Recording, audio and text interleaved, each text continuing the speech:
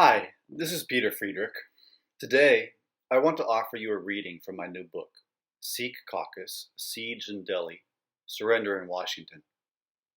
This is the introduction, entitled Spirit of the Khalsa. We are farmers, not terrorists. This slogan, first raised by the hundreds of thousands of protesting Indian farmers who began converging on Delhi in November 2020, has been amplified by their supporters around the world. The Sikhs of Punjab, the breadbasket of India, are at the forefront of these mass protests.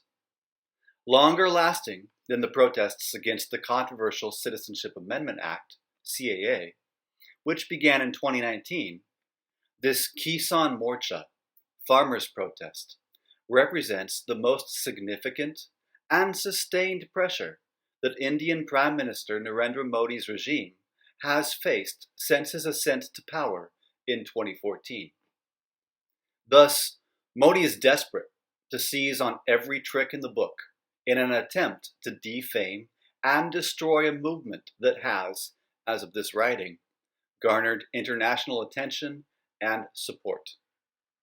While farmers of all backgrounds gather from across India to oppose a set of agricultural reforms passed by his government, Modi has spotlighted the most disproportionately represented and most visible demographic among the protesters, the often turbaned Sikhs. Invoking the specter of China, or Pakistan, or even the separatist movement for Khalistan, Modi and his vast propaganda network have attempted to project the protesting farmers as puppets of vested interests. The same modus operandi was adopted to disparage the anti-CAA protests that began in December 2019. Led largely by Muslims, the mass peaceful protests were dismissed as the work of terrorists, or jihadis acting as stooges of Pakistan. Earlier, this approach was used to smear prominent activists and academics as anti-nationals or urban Naxals, a reference to the communist Naxalite insurgency, thus justifying their arrests in what is known as the Bhima Koregaon conspiracy case. Such narratives are intended to deliberately dehumanize dissenters and thus desensitize the public to their detention, torture, or even slaughter. This process was graphically illustrated in February of 2020. After months of slander, which ultimately culminated in a call to shoot the traitors, the Modi regime and its thugs broke the back of the anti-CAA protests by staging a pogrom in the streets of Delhi. The farmers' protest is the latest movement to enter the tyrant's crosshairs. From November 2020, when farmers launched the Delhi Chalo, Let's Go to Delhi movement, and began marching towards the capital, they were greeted by batons, water cannons, and tear gas. As they were stopped at the borders of the city and made camp, they were exposed to the bitter cold of winter, causing some hundreds to fall prey to the elements. When Dalit labor rights activists like Nodeep Kaur and Shiv Kumar threw their support behind the protest, they were arrested and tortured in custody. When young farmer Navreet Singh died while participating in a protest march on Republic Day 2021, police reported it was an accident, but his family insisted he had died at the hands of police. After some journalists reported the family's allegations, they were slapped with sedition charges, merely for reporting the news. In late January 2020, acting with apparent complicity by the police, a mob of hundreds of Hindu nationalists invaded one of the farmers' encampments in an ultimately failed attempt to force them out.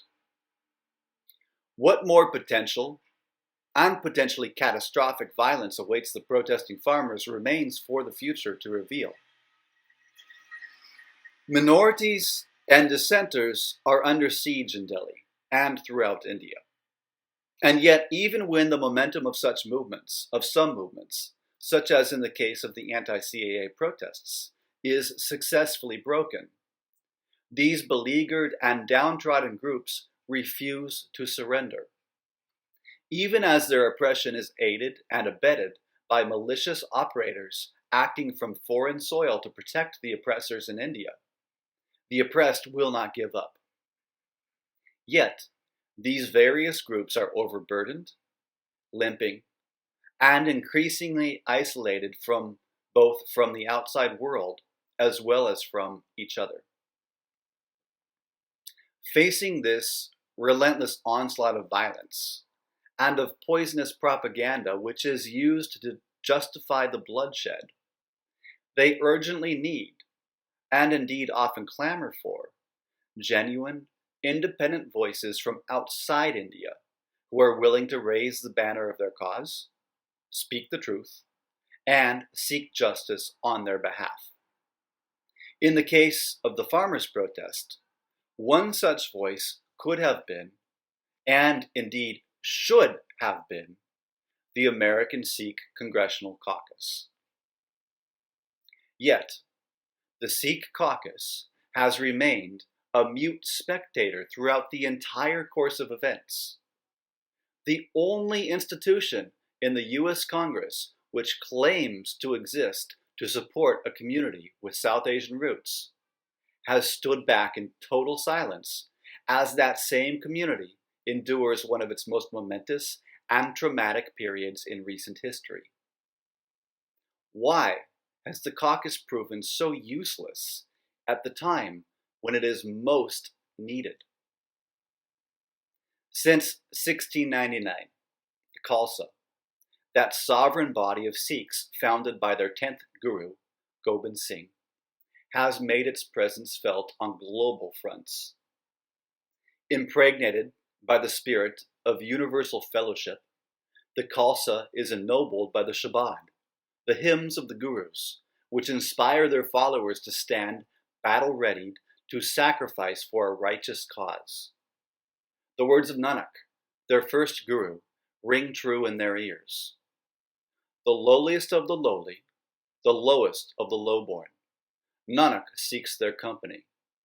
The friendship of great is in vain, for where the weak are cared for, there thy mercy reigns. Over the centuries, various leaders stepped forward to put these words into action, rallying oppressed people from all folds.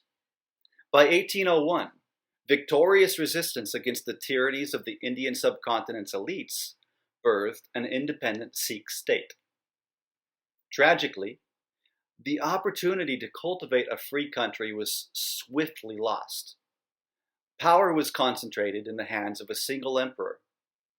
The centralized state fell victim to the devious and complex designs of modern intelligence. Despite military successes against the invading British army, the Khalsa failed to capitalize on their victories as the empire was swallowed up with the intrigues and treacheries of the royal family. Betrayal from within the community turned their victory against outside invaders into defeat. The Dogra brothers, chief ministers and advisors to the royals, secretly engineered the grand collapse of one of the most powerful nations in the late modern history of South Asia. Post-Dogra betrayal and manipulation of the Khalsa to sustain anti-Sikh agendas has a long and scandalous history within the subcontinent.